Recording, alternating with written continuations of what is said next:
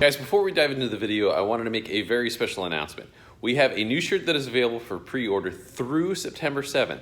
Dogs are an incredibly integral part of our channel. Not only the fact that we have Norman's beautiful face on it, but the fact that we are often the underdog in many of the adventures that we undertake. This shirt works perfectly. You guys have been asking about it for a long time. The shirt is available for pre-order through September 7th. Check out the link in the description below. All right, now let's get back to the video. Guys, it's freaking Christmas again. It's like we're getting Christmas like 3 times a week here. It's pretty awesome. Man, Mishimoto hooked it up. We have everything that we need in order to be able to keep this beast cool. Now the hard part is where we're gonna put it, how we're gonna make it all fit. It's gonna be a challenge. All right, so we got our oil coolers, got a tranny cooler, we've got power steering coolers, we have our intercooler cores. Josh is gonna fab those up. We gotta figure out exactly where and how we're gonna make them, but Josh has got that. All right, George, we're gonna make the tool so that we can go ahead and check our combustion chamber CCs. Bust it, man. Right, all right. There she is. That'll be pretty neat, man. All right, so we're trying to measure the CCs real quick here. Did a little grease ring around it. This guy's all set up. It's 100 cc, and we're going to measure from there down. She's filling. All right, so we arrived 57.5 cc's right there. And so that is pretty much what we just found. Exactly. Yeah, it's like exactly stock. So even though we took out one when George ported the head, we gained one back when we had to flat mill the head in order to get it true. That dog hunt. So just for shenanigans, we decided to do the intake runner there as well. I think stock there 248, 260 cc intake runner on a 5.3. That dog will hunt. That's what I'm saying. So gently, so cautiously, so careful. Okay, so stock CCs was 102. Yes. Oh. It's all right, we did our measurement already. Okay, so 111. All right, we got stuff we got to get back to. Let's go do that. Our mock-up intercooler needs to be modified now that I have exact dimensions of what I'm going to be able to do, plus the fact that we have the radiator in the back. That's going to alter things quite a bit. So I'm going to go ahead and make another one out of cardboard. See if we can get the right dimensions.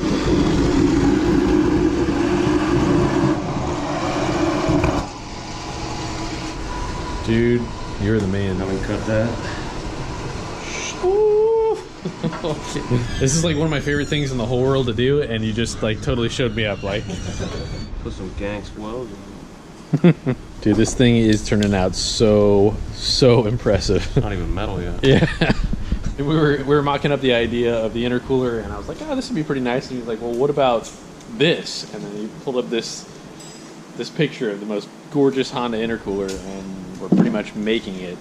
And the math is so far beyond me. It probably would have taken me 2 hours to get even remotely close, but this is amazing. Yeah, match an angle on the bottom, but this is just for... I mean, Jeremy, I can get you a caulking gun. You can lay some smooth on. Oh, hell yeah. All right, so we can make the bottom one, mark it out on the marker again, cut the radius, and yeah, do the it's same a thing. lot more stable now with that piece in. We might have more of an actual line to go off of when we cut this one. It's just stiffer now. And actually, we could just duplicate that for the other side, too. For the other one, yeah, we'll lay that back out flat. Yeah, perfect. All right, so we're gonna have 4.5 inch gap in between the cores and a 4-inch feed out. Yeah, I did my CAD modeling.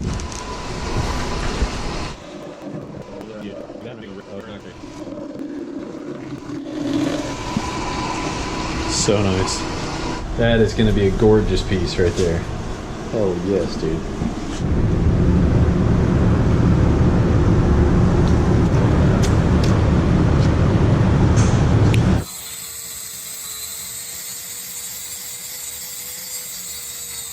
Laz's been over here grinding his heart out, trying to make these wheels fit without a spacer.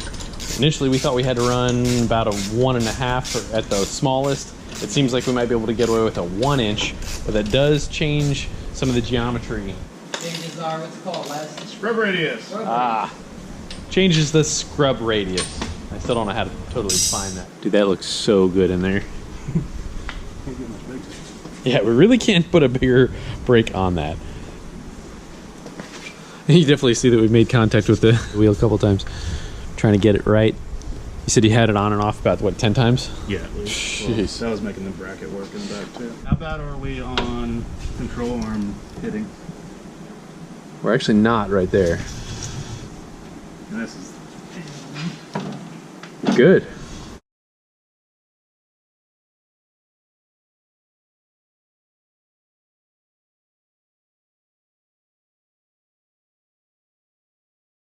Sean hit me back up and is like, hey man, I got the tranny done. And we got some pretty awesome information about that. So quick update on the C4 is that the tranny is back and this time it's going to work.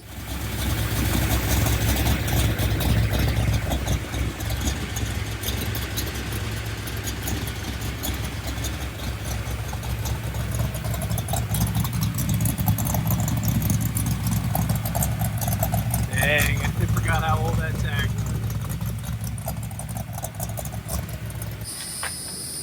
All right, so tell me some good news there, Shawnee.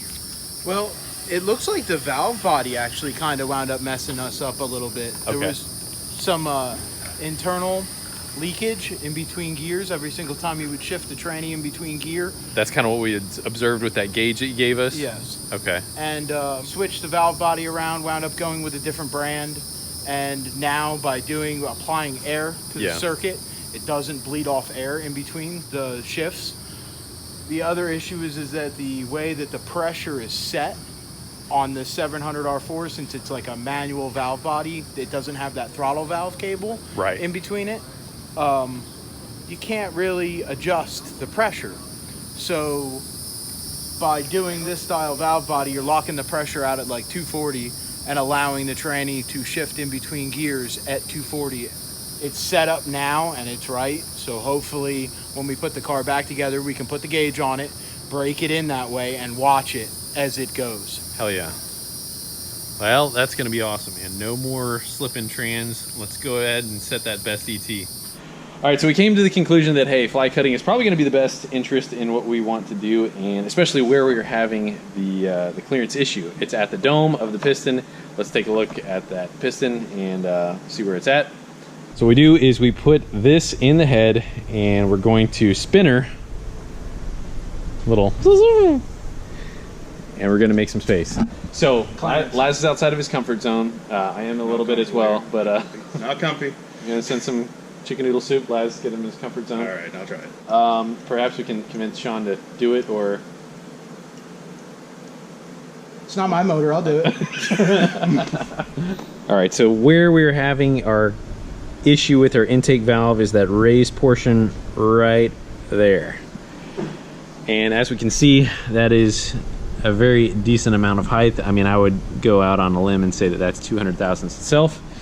Sean says, hey, 200 thousandths. I mean, I'd be totally fine with 120 thousandths. We have 0 right now. I brought this stuff. This stuff will break metal and make it go away where Yeah. it's in the way.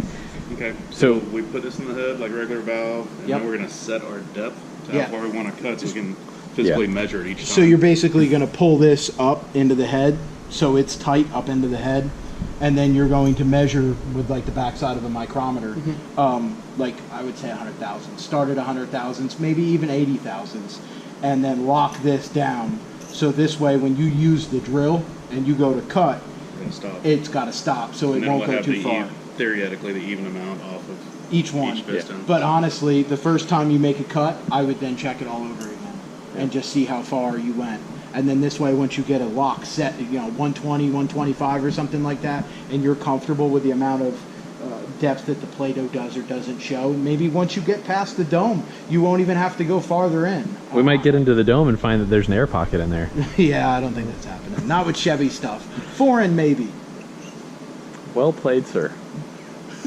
Yeah, I was actually asking you about that because, I mean, you might get into that and be like, ooh, that's like really smooth like butter, and you just Right. went a little too far. Yeah. So I really do like the fact that that is It's got to a stop. locker right there. Yep. That's really, really good. All right, well, let's make that happen. Again, don't have any use for the exhaust. It's the intake that is the problem on this guy. Georgie, what's up with these little name tags right here? Is this, you gotta, Well, you you, gotta have options. you hedging your bets right here? What are you going for? What are you aiming for? I mean, I like Cyclone. All right, Laz? I like the Cyclone. Like PSY clone. I see your double entendre there. It's pretty good. I like it. Twist. Well, I'm still going for Frankenstein. It doesn't roll off the tongue very easily. I can't even pronounce it. Frankenstein. S-Twin was good. I like that. So Cyclone. I got you with the clone. We'll leave that up to you guys. Leave a comment. Let's try and vote this thing out here, okay? If you got something better, throw it out there. So we got this, and let's see about this real quick here. So let's just mock it up real fast here. This was what's the dimension on that real fast? What's this guy? 3/8, 6 by 72, I think. I was gonna say, all right. Not too bad. All right, so we gotta figure out Heims and all that, see if we can kind of get our downforce where we want, but also hopefully that will help direct our airflow into the radiator. We're gonna have to do something. Also on that same note though, you've been cutting up the radiator in order to fit. So we cut up a number of the ears. In the meantime, Laz trimmed everything that didn't really need to be there at the moment. We might utilize these mounts still, but we're trying to slim this guy as much as possible. Just shy of 16 inches. 16 inches, okay. So we got like 3 inches that is sticking up, and I really do like the idea of, hey, you know, what if we completely replace the tailgate with the radiator? I agree. However, it's gonna be difficult for that thing to fit just right. Are we doing the fans on the back side of the radiator? Yeah. We don't want them hanging off the back of the truck. Agreed. So we gotta have it, you know, it might be where we initially mocked it up, right somewhere in there. We've done a lot of airflow playing around with it, and we will kind of do something in order to test and make sure that this airflow is going to hit the radiator the way that we want it. By the way, yes, I have seen that Mythbusters episode, and it was very, very fascinating and eye-opening. Didn't see that coming. If we can direct airflow down and really harness it into that area, I think we'll be able to make this work. All right, so guys, these guys have been putting in some pretty crazy hard hours. They were even here on Sundays, and this last Sunday, they tacked in all the cage, got all the cuttings, everything trimmed up really, really nice. So everything is tacked and ready to go. Josh is going to start his welding, final welding of the cage, but yet we still have to put in the bed bars. Bed bars. This being chrome moly, Josh does have to TIG everything in the truck.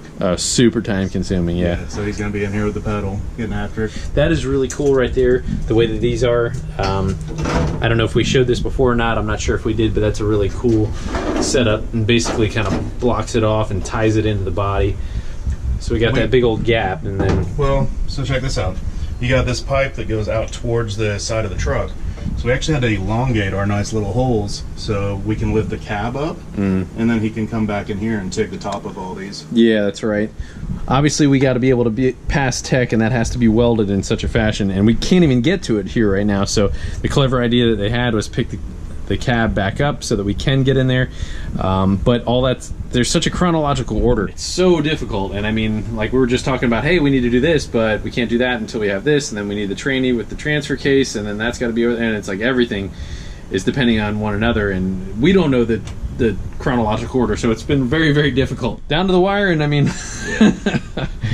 but hey, we are still making good progress, and we got a lot of other things that are, you know, going in the right direction. So trans will be here very, very shortly. So guys, we are still running the shop. However, it is very, very little, and I've put so many things on the back burner.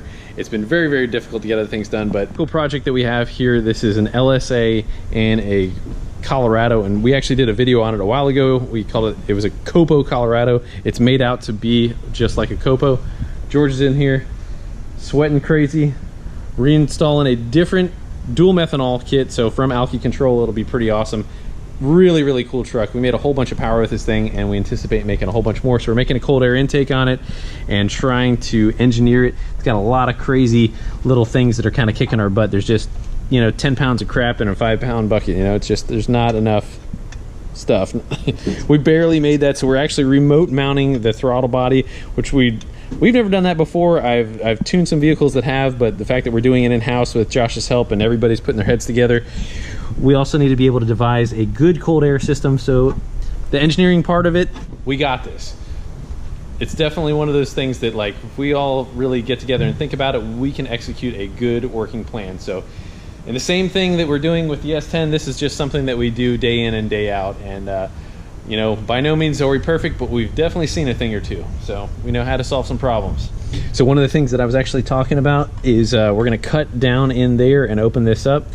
Air filter is very, very tight. We're gonna have our MAF, and then we can be able to put actually the methanol behind the throttle body, which I thought was a pretty interesting idea. Hell yeah, let's do that. Do I wanna see what it looks like? Spirit. So that is a Nick Williams 102, and it is freaking gorgeous. That is going to be really, really, really cool. You know, the other thing that occurred to me too is that if we can possibly open up the airbox, but maybe we could, dude, we could probably even clock this thing like upside down like that. Yeah, we might even.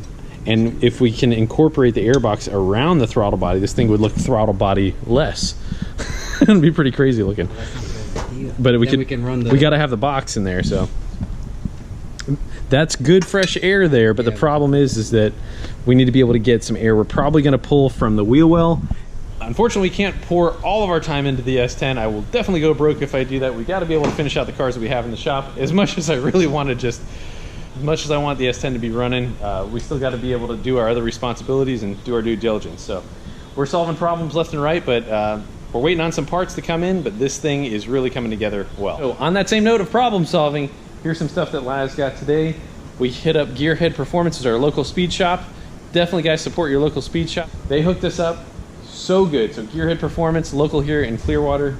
Awesome, awesome guys there. They've really helped us out on some other builds as well. But this is all of our components for our fuel system. And it's a pretty penny, but it is going to be freaking awesome. This thing is really going to be able to support a lot of power. I think we're going to be able to support well over 1,200 horse. Now, are we going to be able to make that on a stock bottom N53? Probably not.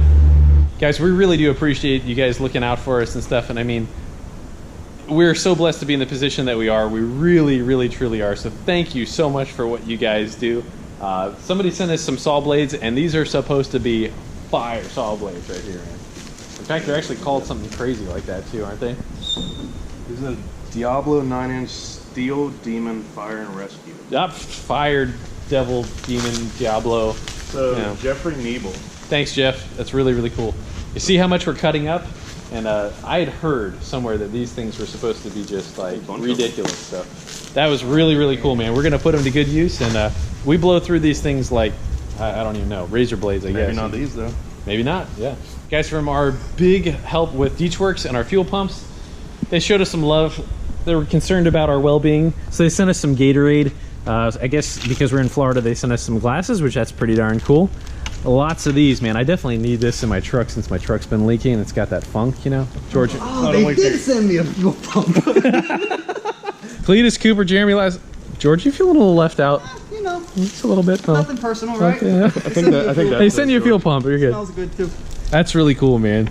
Your friends at Deechworks understand how hard it is working in these hot summer temps, and we would like to help fuel your thirst while working on these builds. Included some freezable electrolyte pops. Hey, that's cool. Gatorade, DW glasses, air fresheners, and for that extra stinky day. Indeed. Guys, we do sweat a heck of a lot here. I was actually karting yesterday, and I had the absolute worst, like, fresh onion smell coming from my armpits from, like, Wendy's. It was bad. Bad. So thank you. Maybe I'll just give these a little rub under there. But Deechworks, freaking awesome, man. We'll put these things to good use. Thank you so much. Lad's going to be installing the fuel system the next couple days here with our Deechworks 3 DW300s in there. So again, thank you guys at Deechworks. That's really, really cool. Thanks for looking out for us. Oh, got a lot of stuff going, guys. It's hard to stay on top of these things, man. I am like, we're all just feeling the pressure here. So we're going to do our best to try and make this deadline. Thank you guys so much for watching. God bless you. We'll see you next episode.